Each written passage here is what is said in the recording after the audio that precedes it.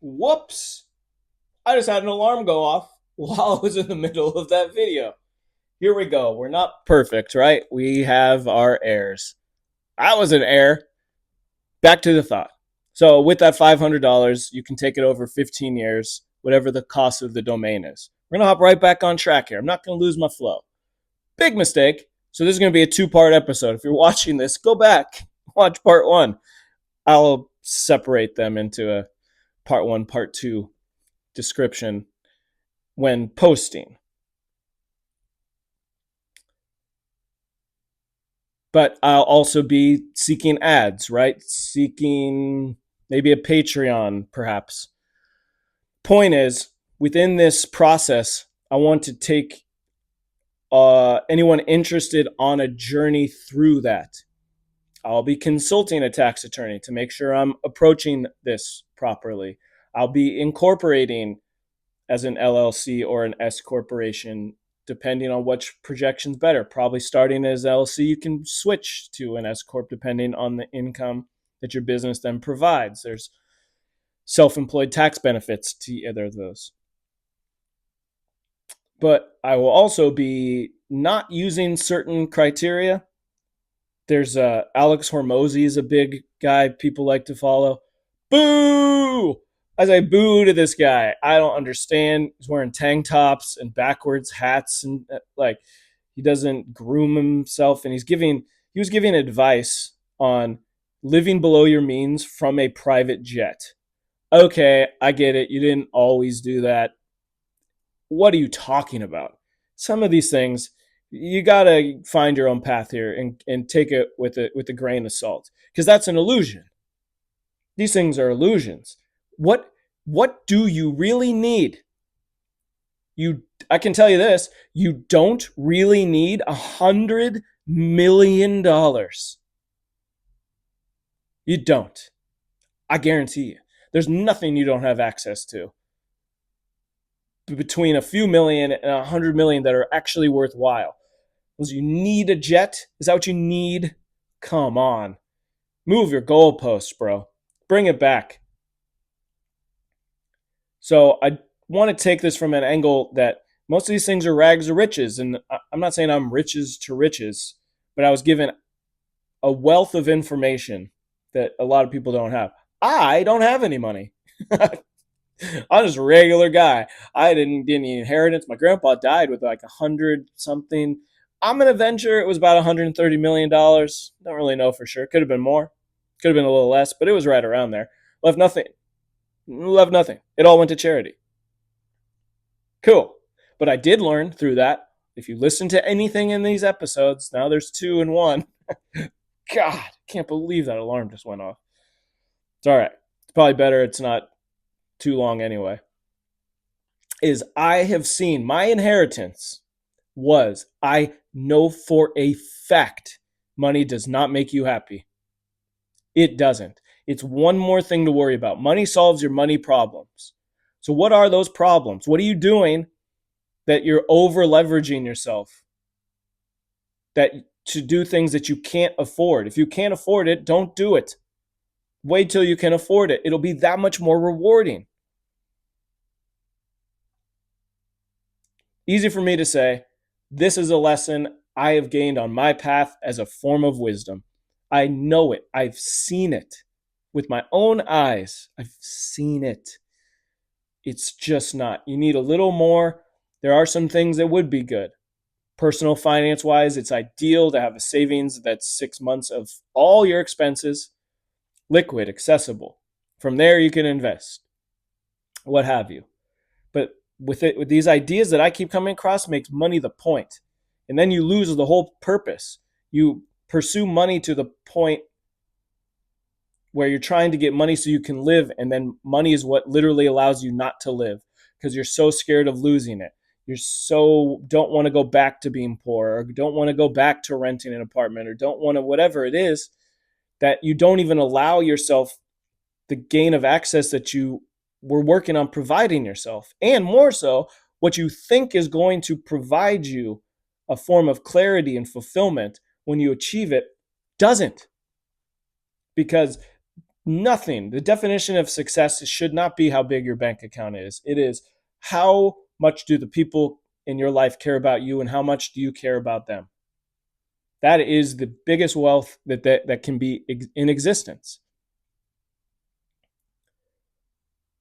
So you have success and stability, financial freedom. From what? What do you need? Do you need a car for every day of the week? Do you need a house on each coast, every major city in America, and every what are you doing that is creating an instability or an insecurity? Because that's all this fear of loss is. You end up on the hedonic treadmill financially or materialistically, meaning that gain of an attempt at ecstasy and freedom and maybe even judgment, that because you have access to something else that someone doesn't, that you're better than someone else. Nope. Nope, nope. Sure doesn't. Sure doesn't. It makes life nicer while you're here. It's nice to have nice things. That's why they're called nice things. It's not necessary to have nice things. Very big differential. So you don't need to find a speed on the hedonic treadmill. Don't even get on it. Realize, think about what do you have? What makes you happy now? Happiness is ultimately a culmination of contentment. Grateful in what you have, not what you don't have. Not Instagram scrolling to the point that you see what else. Oh, that they look like they're so happy. Maybe if I just had that, if I just had that beachfront property, if I just had that vacation experience, if I just had that car, whatever these things are. No stuff will make you happy. Your own peace of mind and how you bring yourself to that and maintain that. The practice of maintaining your own spiritual wealth will keep you grounded in the present, which is the main source of happiness.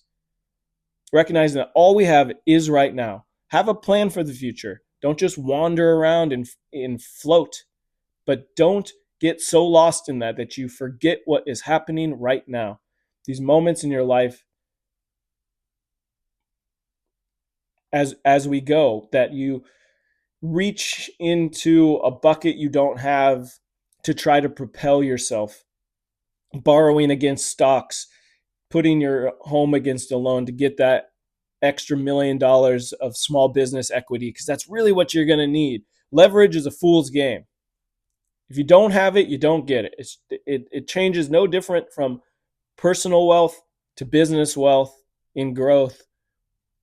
You have to have a solid foundation in the decisions you're going to make. And there become ways that you can leverage credit and loans and the tax write-offs and benefits that come along the way. You don't want to start out with a rocket up your ass, because the fuse is going to die out and your momentum is going to stop. It's a marathon. It's not a race. What are we racing to? $100 million? I still cannot believe this guy talking about $100 million is his number, and even admitted that 1 million became 10 million, became 50 million, became 60 million, became 100 along the way, because he kept moving the goalposts. I bet his life doesn't really have much of a difference between the 10 million of a rough initial goal and the 100 million. Now it's just more to do and a game you get to play with other rich people. At some point, the money just becomes a video game. They're just talking about numbers that are inconsequential to access. You know what the difference between $1 million and $1 billion is? $1 billion. But $1 million is enough in most places. I live in the Bay Area. It doesn't stretch as far as you'd think, but it's a pretty good starting point. You got that stashed away. Still making $1,500 a month in interest, roughly, maybe closer to 2,500.